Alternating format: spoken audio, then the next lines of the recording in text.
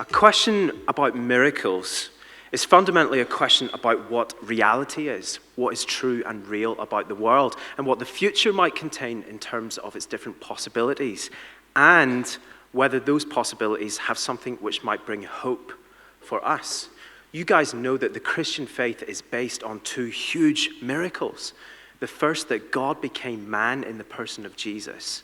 And secondly, that God raised Jesus from the dead after he was crucified. So we need really good reasons for believing that the miraculous is possible. Not just those really big ones, but the small ones too, like God healing people these days. Little indicators of his kingdom being a real thing. Now, in our culture, the possibility of the miraculous is often denied on the basis of what I would say is a misunderstanding of what the laws of nature are and what the laws of nature have got the power to explain. So the story goes that the miraculous, if it was possible, would represent violations of the laws of nature, but the laws of nature can never be violated. So on that basis, the miracles are not possible. Now, that's what the culture will say about the power of the laws of nature. And if we accept that view, that means we need to take other views about the future, that the future is only ever going to be links between physical events, a future which does not contain any significance to our choices. So that is a kind of price to be paid if we go down this laws of nature route. And we're asked to consider whether the universe is in some ways like a closed box, sort of floating randomly in the grand expanse of space and time for no real reason.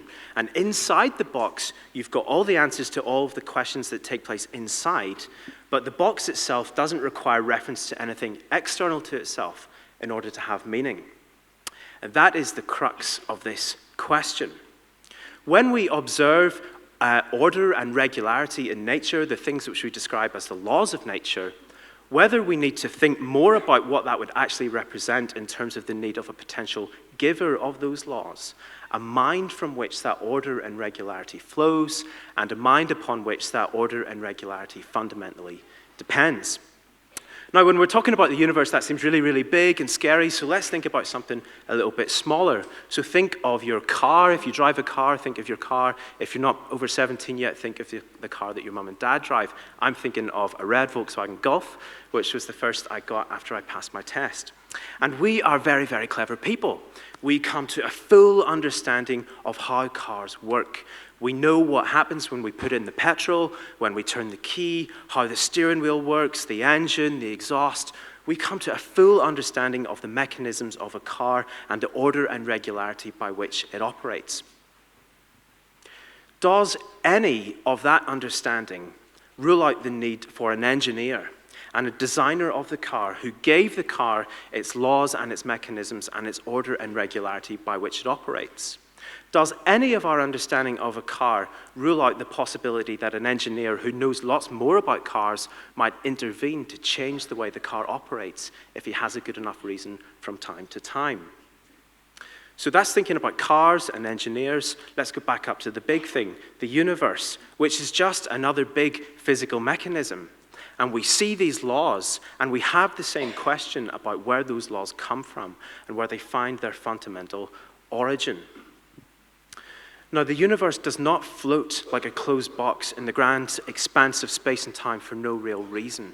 It sits in the hands of a loving God who has said that he is committed to relationship with us and revealing himself to us in various ways, including the miraculous from time to time. And in that case, miracles are not just possible, they're probable. We need to, when we come across these stories of miracles and the miraculous things happening, the question we need to ask ourselves is whether these could represent potential pieces of evidence of God being who he said he would be and doing what he said he would do.